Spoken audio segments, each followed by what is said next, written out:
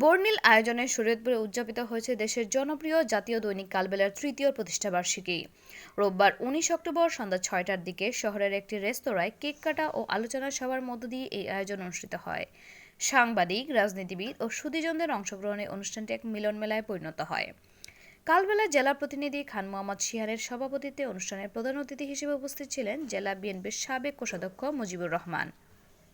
বিশেষ অতিথি হিসেবে উপস্থিত ছিলেন জেলা বিএনপির সহসভাপতি মান্নান মাতবর, মোফাজ্জল হোসেন ফকির, আবুল হোসেন সরদার, সাংগঠনিক সম্পাদক মাহবুল আলম তালুকদার, সিনিয়র যুগ্ম সাধারণ সম্পাদক দুলাল খান, যুগ্ম সাধারণ সম্পাদক মহিউদ্দিন বাদল ব্যাপারী, কেন্দ্রীয় যুবদলের সাবেক যুগ্ম সাধারণ সম্পাদক জব্বার খান, জেলা ছাত্রদলের সাবেক সভাপতি রাশেদ খান মেনন, গণ অধিকার পরিষদের কেন্দ্রীয় সাংগঠনিক সম্পাদক অ্যাডভোকেট ফিরোজ আহমেদ মুন্সি, এনসিপির যুগ্ম সমন্বয়কারী সবুজ তালুকদার সহ স্থানীয় বিভিন্ন রাজনৈতিক দলের নেতৃবৃন্দ।